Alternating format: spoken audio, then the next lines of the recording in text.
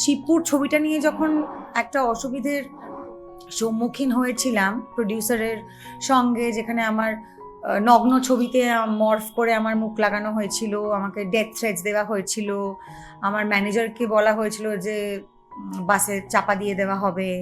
হ্যাঁ, এগুলো নিয়ে আমি আর্টিস্ট ফোরামের কাছে গেছিলাম, আমি ইম্পাতে গেছিলাম, ইম্পা অফকোর্স সহযোগিতা করেছিল। সেখানে পরমব্রত অভিনয় করেছিলেন, খরাজ মুখোপাধ্যায় অভিনয় করেছিলেন, রজতাভ দত্ত অভিনয় করেছিলেন। কেউ আমাকে ফোন করেনি, কেউ কোনো রকম একটা কথাও বলেনি, কেউ কোনো ইন্টারেস্টই দেখায়নি। তো আমার লড়াইও আমি লড়বো, অন্যদের লড়াইতেও গিয়েও আমি পার্টিসিপেট করবো, একদমই করবো না। কালীপটকায় অফকোর্স আই থিঙ্ক এই আমরা 4 জন মহিলা, আমরা দুর্ধর্ষ একটা আমাদের বন্ডিং হয়েছে। আমরা প্রতিনিয়তই কথা বলি, সেটা কাজ হোক বা অকাজ হোক। ওদের যদি কোনো রকম সমস্যা হয় তাহলে অবভিয়াসলি ওরা সবসময় আমার পাশে পাবে। আপনারা যে স্বস্তিকা মুখোপাধ্যায়কে চেনেন, তিনি ভীষণ ভালো একজন অভিনেত্রী এবং খুব প্রাণখোলা মানুষ। আমরা যে স্বস্তিকা মুখোপাধ্যায়কে চিনি, তিনি ভীষণ মন খুলে গল্প করতে পারেন, কিন্তু বিশ্বাস করুন আমার এখন স্বস্তিকা মুখোপাধ্যায়ের সঙ্গে কথা বলতে ভয় লাগছে। কেন এরকম? বাট এটা ভালো। একটা কাজ দেখে যদি মনে হয় যে এই চরিত্রটা এতটাই বিলিভেবল হলো যে আমার কথা বলতে ভয় লাগছে, খুব খুশি হলাম আমি এটা শুনে। চরিত্রটা নিয়ে বলি যে কালীপটকা আসছে এবং সেখানে একটা দুর্দান্ত চরিত্রে স্বস্তিকা দিকে দেখা যাবে। আমি বেশি বলবো না, স্বস্তিকা দিয়ে বলবে। কালীপটকা রিলিজ করছে 23 জানুয়ারি, সরস্বতী পুজোর দিন, জি5 বাংলায়। এবং আমার চরিত্রের নাম শ্রীমা। এবং এরকম একটা চরিত্রে আমি আগে অভিনয় করিনি। আমাকে যেরকম দেখতে লাগছে শোটাতে, সেরকমভাবে মানুষ আমাকে আগে দেখেননি। খুবই বলিষ্ঠ, সাহসী, আনঅ্যাপোলজেটিক একটা চরিত্র। আমার মনে হয় শ্রীমা একজন মহিলা, কিন্তু ওর মধ্যে একটা পুরুষ লুকিয়ে আছে। ও যেভাবে হাঁটে, চলে, কথা বলে, ও যেভাবে ওর জীবন যাপন করে, ও যেসব ডিসিশনস নেয়, ওর পরিবারের কাণ্ডারি। ও she is the man in the family. So I love her. আরেকটা যেটা আছে স্বস্তিকাদি বলতে ভুলে গেল, একটু অ্যাড করে দিই, জমাটি অ্যাকশন, সেইটা কেমন লাগলো? ভীষণ ভালো লেগেছে। পাগলের মতন মারপিট করেছি আমরা, প্রচুর অ্যাকশন সিন আছে। এত তৃপ্তি হয়েছে সেটা করে, এত একটা কি বলবো, সোল রিফ্রেশিং একটা ব্যাপার ঘটেছে। মনে হয় না আত্মারটাও তৃপ্তি ফিল করেছে, এরকম একটা ঘটনা ঘটেছে। কারণ আমি যে সময় কাজ শুরু করি, কমার্শিয়াল ছবি আমি অনেক করেছি, সেখানে সবসময় হিরোরাই মারপিট করে আর হিরোইনরা অসহায় হয়ে পাশে দাঁড়িয়ে কাঁদে। এবং তখন থেকে আমার মনে হতো যে আরে ছেলেরাই সবসময় কেন মারপিট করবে, মেয়েরা কেন পারছে না, আমরা কেন সবসময় হেল্পলেস হয়ে কাঁদি সাইডে দাঁড়িয়ে। তো আমরা কালীপটকার হিরো, আর হিরোরা যা করে সেটা আমরা করেছি, হিরোরা যা করে না সেগুলোও আমরা করেছি। তো ডাবল ধামাকা হয়ে গেছে। আমি জাস্ট এই বিষয়টাই আসতে যাচ্ছিলাম যে নায়কদের তো কড়া টক্কর দিচ্ছে কালীপটকার এই 4 কন্যে। একদম 2026-এ that is what is meant to happen. মেয়েরা একদম কাঁধে কাঁধ মিলিয়ে চলবে। আমি জানি না কতটা টক্কর দেবে, কিন্তু একই রকম বা আরেকটু ভালো কিছু করবে। টলিউডে বর্তমানে একটা খুব অন্তর্দ্বন্দ্বের মতো পরিস্থিতি চলছে, সেখানে প্রতিবাদ করবার কথা বা নিজের কথা বলার কথা কি কখনো মনে হয়েছে? আমার যদি সমস্যা হয় আমি নিশ্চয়ই কথা বলবো, কিন্তু আমাকে আমার জীবন বা আমি যেভাবে আমার কাজের জায়গায় চলেছি এতকাল, আমার একটা খুব বড় শিক্ষা হয়েছে যে you need to choose your battles wisely. সব যুদ্ধ আমার নয়, আর সব সমস্যার মধ্যে আমি ঢুকবোও না, আমি কথাও বলবো না, আমি নাকও গলাবো না। কারণ আমি যখন এই প্রফেশনে বা ইন্ডাস্ট্রিতে যখন আমি কোনো অসুবিধার সম্মুখীন হয়েছি, আমি আমার পাশে কাউকে পাইনি। ওই লড়াইটা আমাকে একাই লড়তে হয়েছে। আমার হয়ে কেউ কথা বলেনি, আমার পাশে কেউ দাঁড়াতে আসেনি, আমাকে কেউ ফোন করে জিজ্ঞেসও করেনি যে কিছু কি দরকার বা কোনো হেল্প কি চাই বা আমরা কি কিছু করতে পারি। আমি নিজে থানা পুলিশ করেছি, আমি নিজে লালবাজার গেছি, আমি নিজে উকিলদের সঙ্গে কথা বলেছি, আমি নিজে ইম্পাতে গেছি। I have done everything on my own. আর এরকম নয়, আর এগুলো নিয়ে কাগজেও বেরিয়েছে, প্রচুর লেখালেখি হয়েছে। কেউ কেউ আমাকে মানে তখনও জিজ্ঞেস করেনি, তার পরবর্তীকালেও জিজ্ঞেস করেনি। এবং শিবপুর ছবিটা নিয়ে যখন একটা অসুবিধের সম্মুখীন হয়েছিলাম প্রডিউসারের সঙ্গে, যেখানে আমার নগ্ন ছবিতে মর্ফ করে আমার মুখ লাগানো হয়েছিল, আমাকে ডেথ থ্রেটস দেওয়া হয়েছিল, আমার ম্যানেজারকে বলা হয়েছিল যে বাসে চাপা দিয়ে দেওয়া হবে। এগুলো নিয়ে আমি আর্টিস্ট ফোরামের কাছে গেছিলাম, আমি ইম্পাতে গেছিলাম, ইম্পা অফকোর্স সহযোগিতা করেছিল। আর্টিস্ট ফোরাম কোনোদিনও কোনো ফোনও করেনি, আর্টিস্ট ফোরাম একটা ইমেলের জবাবও দেয়নি। এবং ওই ছবির যে বাকি কলাকুশলীরা, সেখানে পরমব্রত অভিনয় করেছিলেন, খরাজ মুখোপাধ্যায় অভিনয় করেছিলেন, রজতাভ দত্ত অভিনয় করেছিলেন, কেউ আমাকে ফোন করেনি, কেউ কোনো রকম একটা কথাও বলেনি, কেউ কোনো ইন্টারেস্টই দেখায়নি। তো আমার লড়াইও আমি লড়বো, অন্যদের লড়াইতেও গিয়েও আমি পার্টিসিপেট করবো, একদমই করবো না। আমার অবধি যদি কোনো সমস্যা আসে, যেরকমভাবে আমি সারা জীবন সেগুলো একা হ্যান্ডেল করেছি, আমি সেভাবে হ্যান্ডেল করব। বা আমার নতুন যদি কোনো বন্ধু বান্ধব আমি বানিয়ে থাকি ইন্ডাস্ট্রিতে, যেটা কালীপটকায় অফকোর্স আই থিঙ্ক এই আমরা 4 জন মহিলা, আমরা দুর্ধর্ষ একটা আমাদের বন্ডিং হয়েছে, আমরা প্রতিনিয়তই কথা বলি, সেটা কাজ হোক বা অকাজ হোক। ওদের যদি কোনো রকম সমস্যা হয়, তাহলে অবভিয়াসলি ওরা সবসময় আমার পাশে পাবে। এবং আমার মনে হয় যে যখন যে বিষয়টা নিয়ে আমার মনে হয়েছে যে একজন মহিলা হিসেবে আমার কথা বলা উচিত, তাদেরকে আমি জানিয়ে কথা বলিনি। যখন মিমি আর নুসরত পার্লামেন্টে কি পড়ে যাবে, তাদের পোশাক নিয়ে যখন তাদেরকে ট্রোল করে মানুষ পাগল করে দিচ্ছিল, সেটা নিয়ে আমি কথা বলেছিলাম। তার জন্য আমি কখনো ওদেরকে ফোন করে বলিনি যে তোদেরকে নিয়ে আমি পোস্ট করেছি বা তোদেরকে নিয়ে আমি প্রতিবাদ করছি, সেটা তোরা দেখ। বা আমি এক্সপেক্ট করিনি যে ওরা ফোন করে আমাকে একটা থ্যাংক ইউ দেবে। মধুমিতা সরকারের একটা ছবির একটা সিনেমার ক্লিপ আউট অফ কনটেক্সট ফেসবুকে এসেছিল, এবং তখন ওর ডিভোর্স চলছিল, সেটা নিয়ে প্রচুর কথা হচ্ছিল যে এই কারণে নাকি ওর ডিভোর্স হয়েছে। So I had of course stood up for her. তনুশ্রীও হালে বিয়ে করলো, নতুন একটা জীবন শুরু করলো, congratulations to her.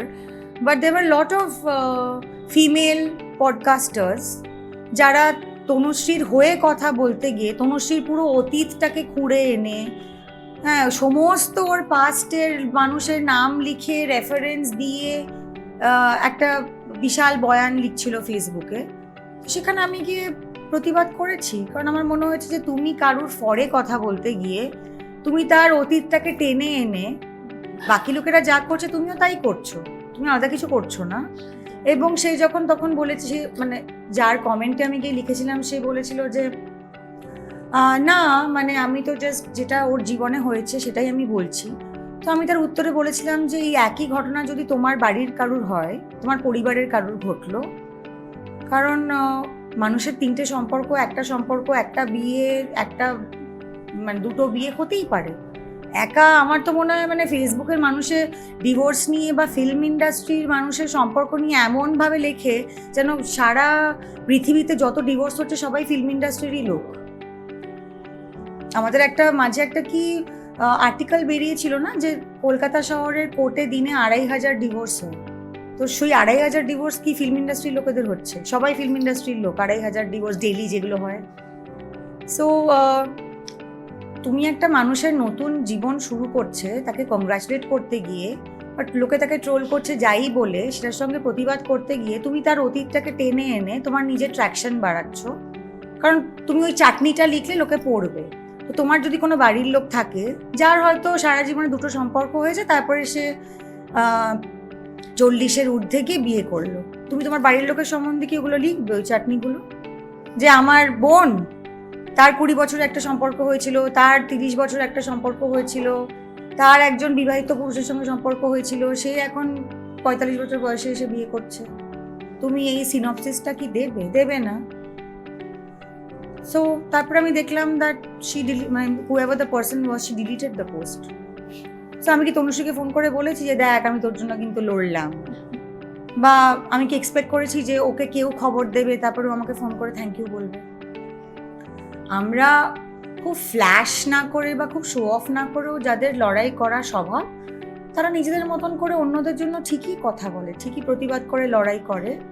But I feel that I will choose my battles. Like, I will not go and fight your battle if I am not feeling up to it.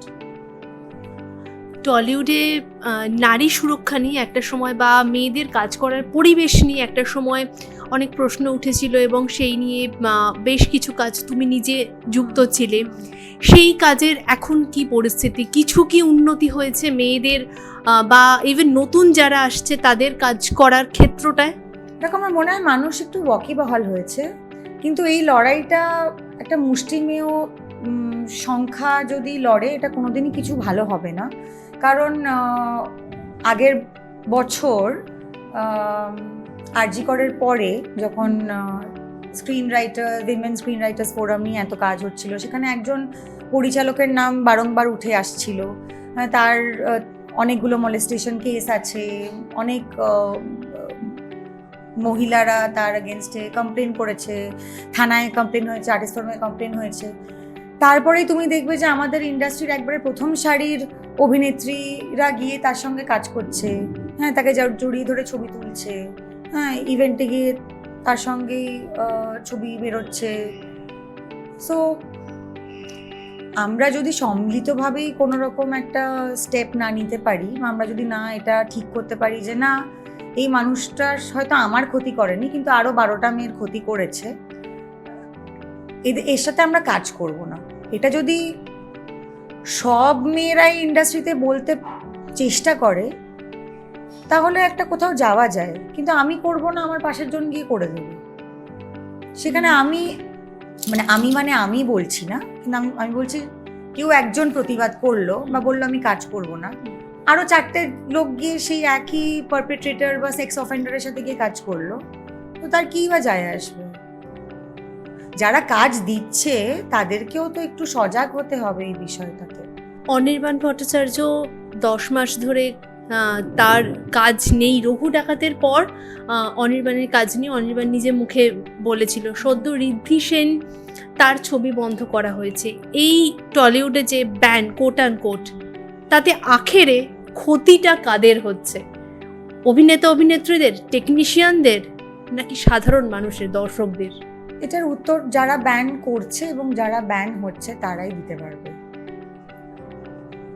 আর সাধারণ দর্শকের কি যায় আসে? ইন্ডাস্ট্রির কি হচ্ছে না হচ্ছে তাই নিয়ে সাধারণ দর্শকের আমার মনে হয় মাথা ব্যথা নেই। এই যে সময়টা, যার যার ক্যারিয়ারের তো সবারই একটা হাই পয়েন্ট আসে। তো এই হাই পয়েন্টগুলোর সময় যদি কাজ করতে কেউ না পারে, তাহলে সেই সময়টা চলে যাচ্ছে। এটাই একটা আমার মনে হয় খুবই আনফর্চুনেট সিচুয়েশন। কিন্তু এই প্রশ্নের উত্তর যেটা বললাম, যে যাদের লড়াই তারা করবে, তারা লড়ছে। সোশ্যাল মিডিয়ায় তোমার পোস্টে আমরা একটা জিনিস বারবার দেখেছি, তুমি অনির্বাণ চক্রবর্তীর ফ্যান, বারবার বলেছো। ক্রাশ! তোমরা কেন ফ্যান বলে ব্যাপারটাকে একটা ডাইলিউট করে দাও? আমার ক্রাশ পুরো ফুল। ক্রাশের সঙ্গে এই কালী পটকায় তো একটুখানি নরম গরম একটা লড়াই হয়ে গেল। গরম গরম, নো নরম, অনলি গরম গরম লড়াই। অ্যান্ড আই এম সো কি বলবো, ইলেটেড দ্যাট অনির্বাণ চক্রবর্তী এই সিরিজটায় আছে। আর আমি শিল্পী হিসেবে ওকে বাহবা দিতে চাই, কারণ নারী কেন্দ্রিক ছবিতে না কোনো এস্টাবলিশড হিরো বা স্টারেরা কাজ করতে চায় না, কারণ এখনো চায় না। প্রথমেই বলবে যে এটা তো নারী কেন্দ্রিক ছবি, এখানে আমি কেন করব। আর আমি জানি, আমি হয়তো প্রত্যেকটা ছবির নাম নিয়ে, প্রত্যেকটা অভিনেতার নাম নিয়ে বলতে পারবো না, কিন্তু আমি জানি যে এটা খুবই একটা ডিফিকাল্ট সিচুয়েশনের মধ্যে দিয়ে পরিচালক প্রযোজকরা যায়, যে যেখানেই মহিলা হিরো বা মহিলা প্রোটাগনিস্ট, সেখানে বড় নামের কোনো অভিনেতারা কাজ করতে চায় না। তো এখানে একা আমি লিড করছি তা না, এই শোটাই ইজ লেড বাই 4 উইমেন। সেখানে একটা খুবই সিগনিফিক্যান্ট, খুবই গুরুত্বপূর্ণ চরিত্রে অনির্বাণ চক্রবর্তী আছেন, কিন্তু এটা খুবই সহজ ছিল, কারণ উনি তো হিরো, উনি স্টার, উনি যে ছবিতে কাজ করছেন সেখানে উনি সর্বে সর্বা, ওনার নামে ছবি হচ্ছে। কিন্তু ও, আমার মনে হয় ও খুবই intelligently he is choosing his roles, এবং সেই চরিত্রগুলো বাছাই করার থেকে সেই চরিত্রে উনি যতটা প্রাণ ঢালছেন, যে সেগুলো মানে মেন চরিত্র না হলেও মানুষের মনে কিন্তু চরিত্রগুলো থেকে যাচ্ছে। মৃগয়াতে ঋত্বিক চক্রবর্তী ছিলেন, বিক্রম ছিল ছবির প্রথম থেকেই, অনেকটা পরে এসে অনির্বাণের চরিত্রটা ঢোকে, তারপর থেকে কিন্তু আমি অনির্বাণকেই দেখেছি। মানে আমি তো অবভিয়াসলি দেখবো, কিন্তু আমি বলছি দর্শকও দেখেছে। বা চালচিত্র ছবিটাতে ওনার তো পার্শ্ব চরিত্র ছিল, কিন্তু ওনার আর তনিকার অভিনীত গল্পটাই আমার মনে রয়ে গেছে, আমি কিন্তু বাকিদের ভুলে গেছি। তো একজন অভিনেতা একটা ছোট চরিত্র হোক, একটা মানে পার্শ্ব চরিত্র হোক, একটু কম গুরুত্বপূর্ণ চরিত্র হোক, কিন্তু সেটা করে সে কি করে তার কি বলবো মানে তার দক্ষতাটা স্থাপন করছে, এটা তো একটা দারুণ, মানে এটা একটা ক্ল্যাপ দেওয়ার মতন ব্যাপার। আর আমি যখন শুনেছিলাম, আমাকে অভিরূপ বলেছিল যে অনির্বাণ দা রানার পার্টটা করছে, আই ওয়াজ লাইক সত্যি মানে করবে বলেছে? যে একটার জায়গায় চারখানা মেয়ে একদম বুক ফুলিয়ে হাঁটছে, সেখানে অনির্বাণ সত্যি করবে বলেছে, and he is so good. আমার মনে হয় না দর্শক অনির্বাণকে কোনোদিনও এইভাবে দেখেছে, ওকে যেরকম দেখতে লাগছে, ও নাচ করেছে আমাদের Kalipotka গানটাতে, Anirban is playing such a pivotal role, মেরেছে, মার খেয়েছে। আর আমার মনে আছে অ্যাকশন সিনে ফাইট মাস্টাররা যখন আমাদেরকে দেখাচ্ছিল বারে বারে কি করতে হবে, তো অনির্বাণকেও ওরা দেখাচ্ছিল কি করতে হবে। আমি গিয়ে বলেছিলাম যে তুমি কিন্তু এই সিনে কিন্তু তুমি হিরো, হ্যাঁ হিরো মার্কা দাঁড়াও, কিন্তু হ্যাঁ তুমি কিন্তু অ্যাক্টর মার্কা দাঁড়িয়েও না, কিন্তু তুমি কিন্তু হিরো। একবারে শর্ট ফাট উড়িয়ে আনছি, এই পাখা দাও, শর্ট ফাট ওরাও। So I was very very excited to work with him. আমি আগের বছর এত ম্যানিফেস্ট করেছিলাম যে ঠাকুর আমার জন্য অনির্বাণের সঙ্গে একটা কাজ হয়, চক্রবর্তীর সঙ্গে, প্লিজ প্লিজ। সেখানে আমি বিবি পায়রা করলাম, কালীপটকা হলো, এই বছর আমার আরো দুটো কাজ ওর সঙ্গে করার কথা। সো আমি লাইক ভাই, মানে ম্যানিফেস্ট করলে ঠাকুর যদি এত কিছু শুনছে, আর আমি একটুখানি প্ল্যান করে ম্যানিফেস্ট করতে হবে। সিরিজের নাম তো কালীপটকা, টলিউডে যদি বলি কালীপটকা, সেটা কে? আমি, কেন? শ্রুতি, শ্রেয়া, আমরা যারা ইন্ডাস্ট্রিতে কাজ করি আমরা সবাই কালীপটকা।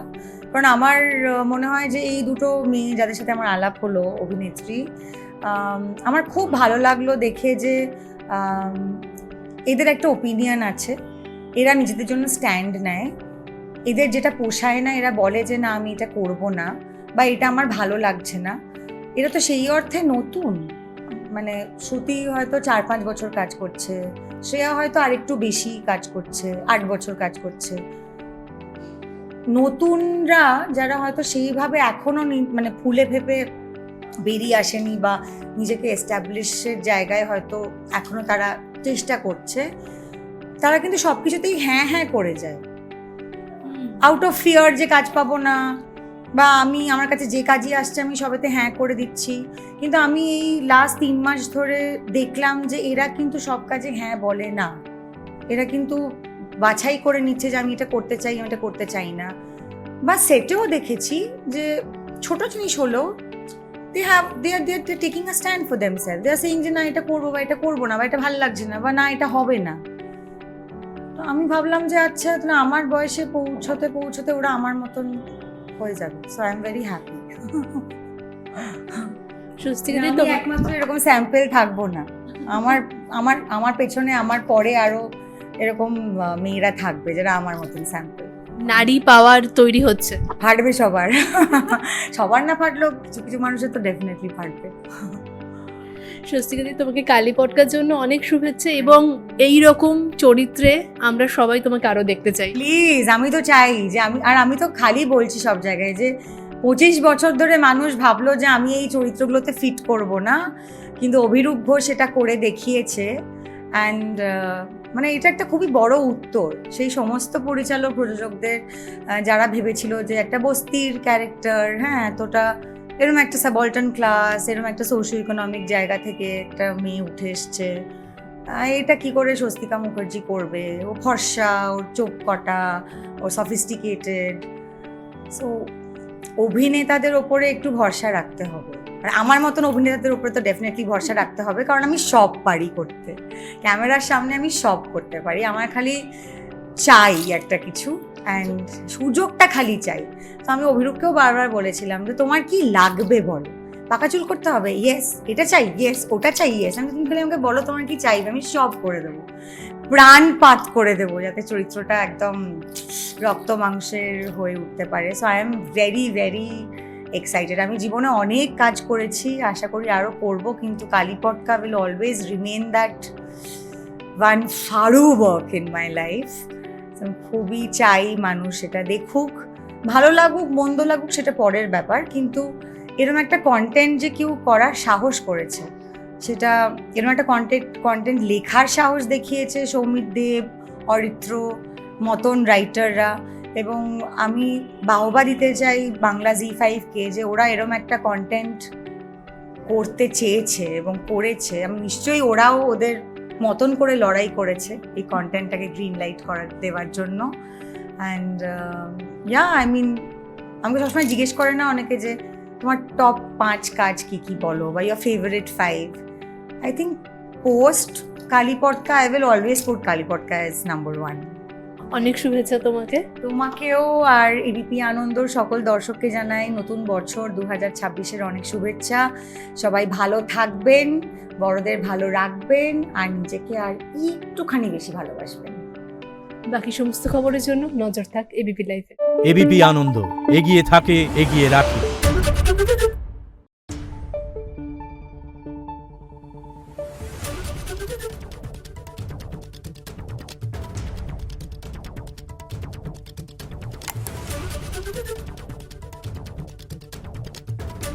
Thank you.